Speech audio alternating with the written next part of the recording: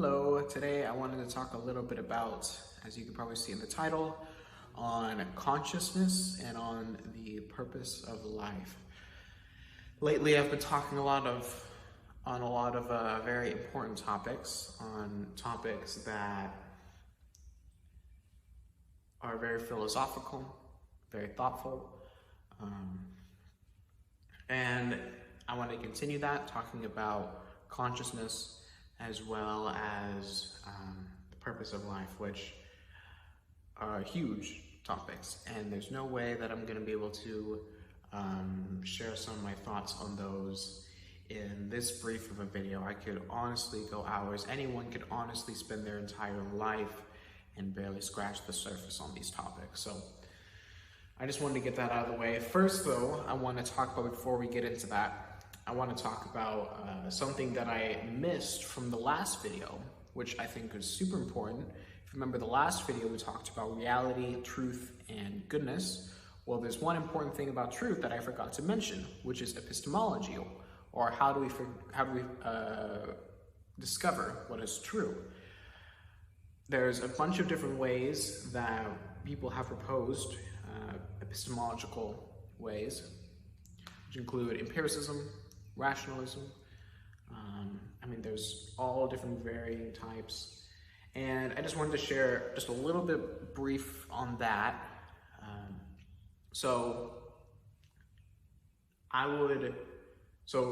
Here's some of my thoughts on epistemology. How I see it is looking at it from its origin to its telos. I have thought about using the term before in order to describe its origin as prelos, in order to kind of mirror the word telos before. I'm not sure, that's just a little thing I do. But either way, how I do it is I look at the origin and I look at its destination. That's another way of terming it. And so first it involves observation, so that includes some levels of empiricism, but then it uses rationalism in order to basically figure everything else out from there. In other words, once we know the origin of the thing and the destination of the thing, then we can know the thing. I've generally used this metric in my thought processes in order to help me ask more questions, which is, you're not allowed to acknowledge its existence without knowing why it exists. And this is in order to help to figure out both the origin and the destination of that thing, because I feel like when it comes to answering the question of why, you need to know both the origin and also the destination of it. To me, these are some of the most important facets of anything, of any existence. So it's led to me asking some important questions, and I think it's a good method to figure out what is true. But ultimately, what I find as a sign of truth is I take from the coherentist framework, which points it as if it is truly coherent, then it's representative of reality. In other words, it's true.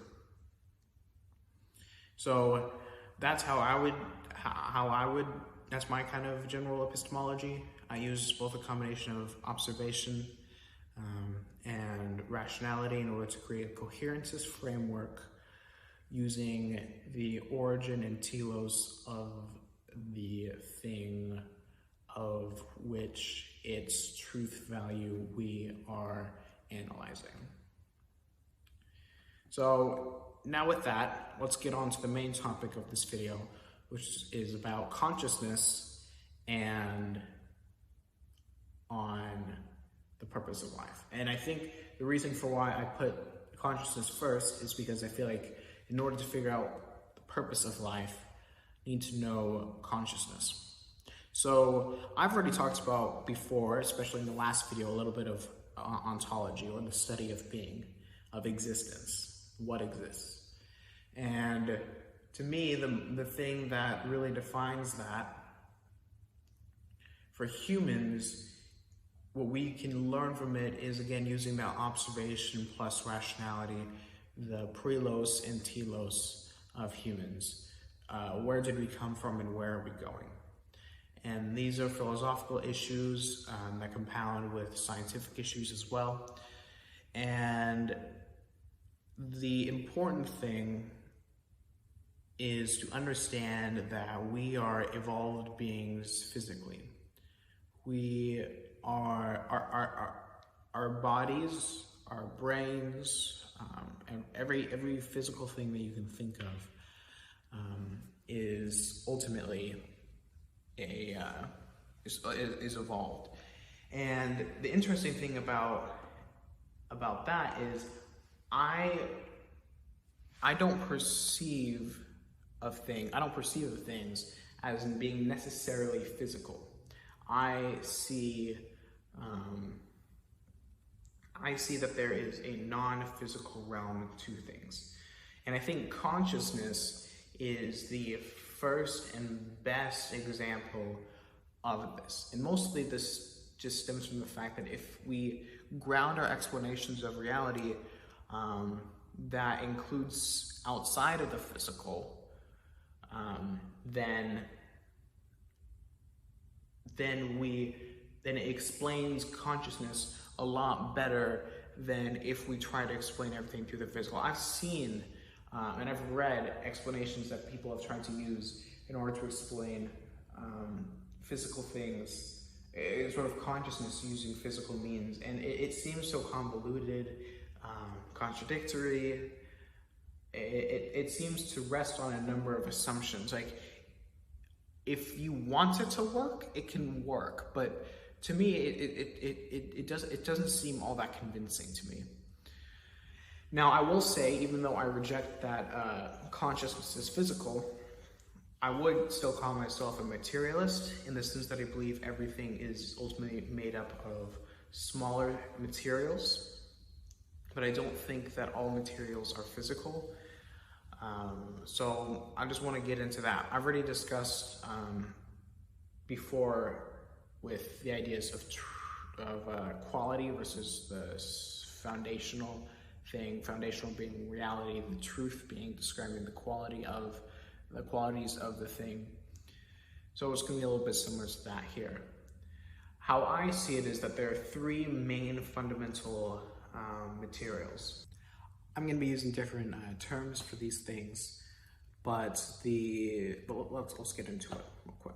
So the first part is,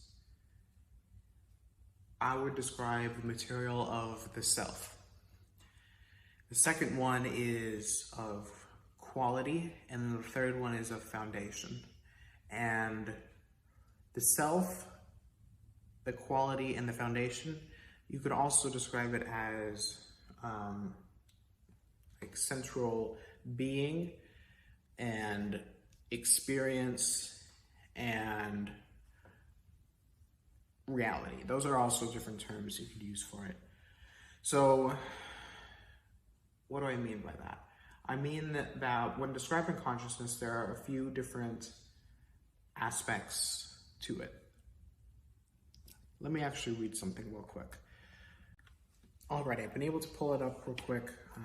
This is a little thing that I wrote a good bit ago, not too long ago, discussing this topic. And I wanted to read that because I think it's pretty pertinent. Alright, so I titled it The Exit from the Physical. As observed, consciousness exists. Consciousness interacts with everything else, and so we know it exists.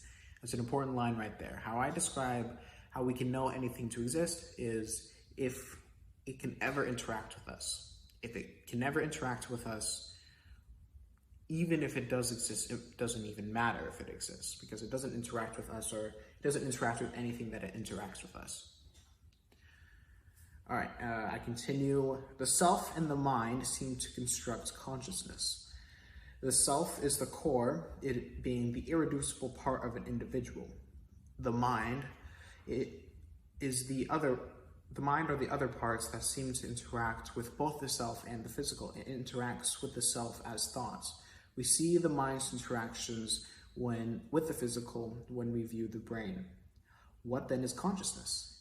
And how is it an exit from the physical? Consciousness is the combination of the self and the mind. What is the self? We know it is not physical. No matter what, no self has been found in the physical world, and yet it interacts with the physical. We cannot deny the self's existence because to do so, we would reject our own existence. If we do not exist, we cannot refute the idea of a self, and so the self exists separately from the physical. What about the mind? Do we see the mind physically? While we can see the mind interact with the physical, we would be foolish to assume that this seen interaction is the whole of the mind. It is foolish because we experience more than the mind than what is seen in the brain. This is the hard problem of consciousness that shows that the mind does not fully reveal itself to the physical world. And because of this, the mind's interactions with the physical are more like a separate entity than part of the physical. And so the mind exists separately from the physical. Now that the self and the mind are seen separately from the physical, we know that consciousness exists separately from the physical. Therefore, if one wishes to experience outside the physical, it must be done through the realm of consciousness.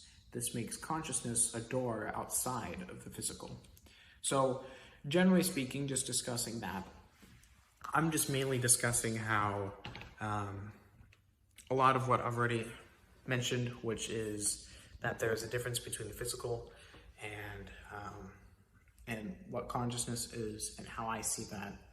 So there's that, and I see it with three main aspects of things. There's the self, as I mentioned, the mind, which is also the quality, the experience, and then also what we see, which is the physical, well, what we see. Watch my video on reality, truth, and goodness in order to see what I mean by that. So, what to do with this? What to do with this kind of understanding of consciousness? Well, I think this plays an important part on understanding what life's purpose is. To me, life's purpose is about combinations and separations, and that it seems to be via observation that there are certain ways that things combine and certain ways that things divide. And the ways that these combine often come with a pattern. And with this, what's the best way of wording it? To me, the purpose of life is ultimately about combining us with our ultimate potential.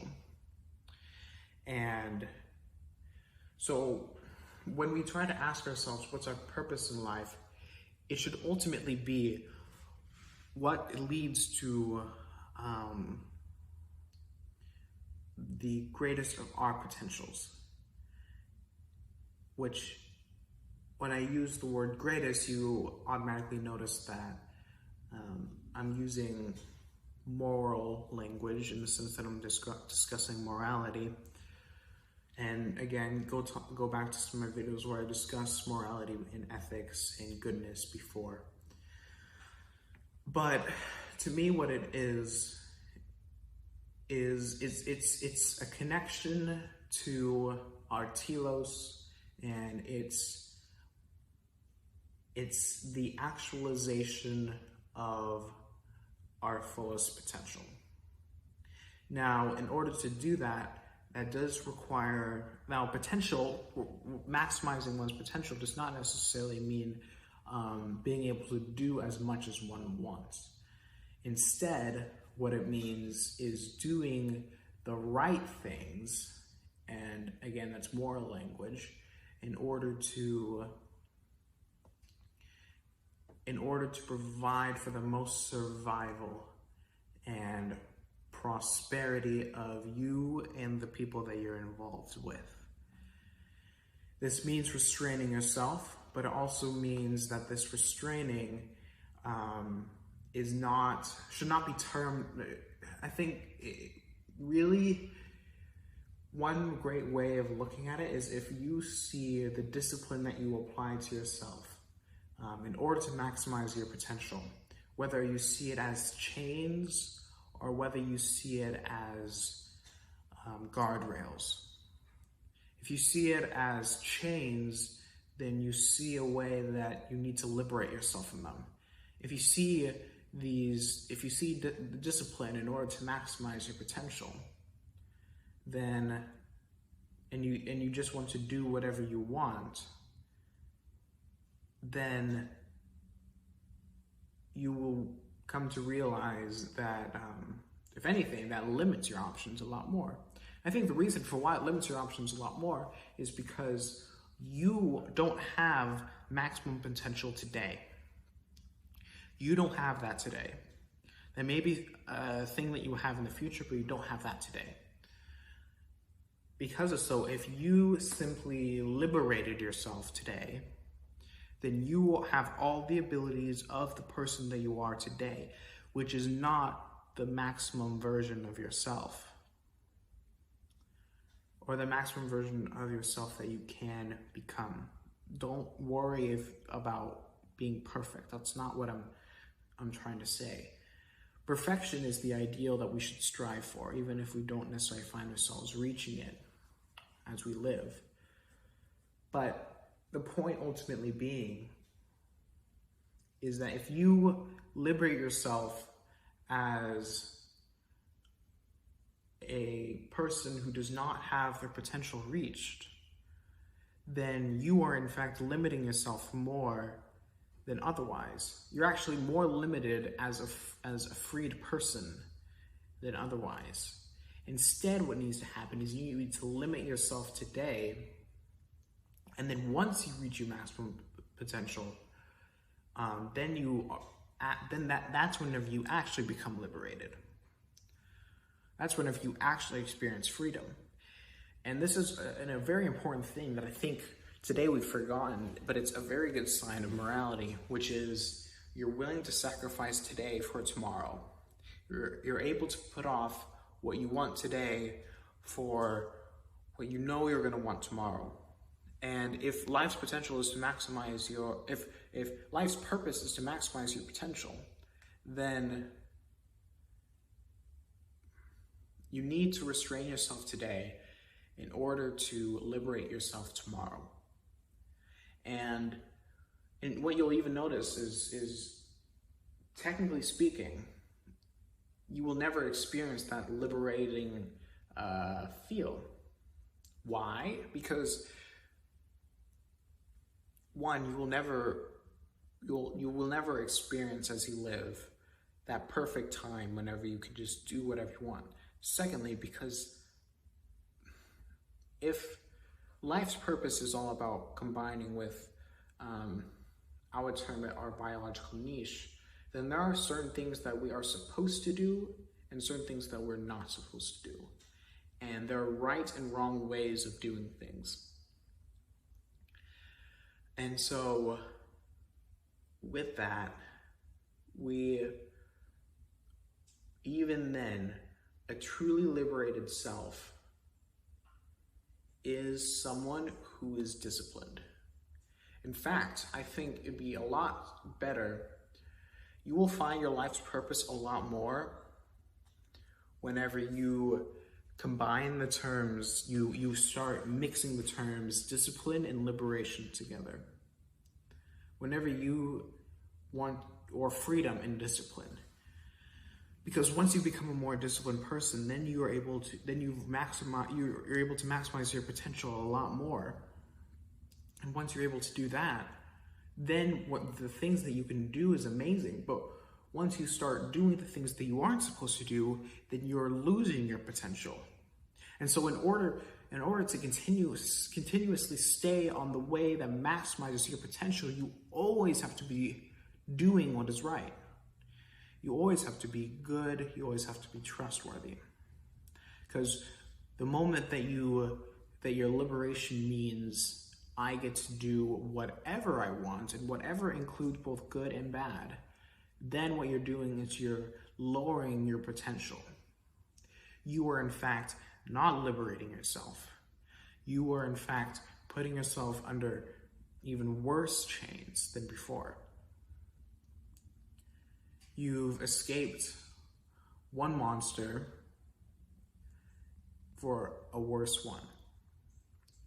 And so, and I feel like I'm almost repeating myself at this point, but to me, as long as you are doing your best to maximize your potential, doing what is right, ethically right, and maximizing your potential for both what is good, what is trustworthy, and what is true, that is your purpose.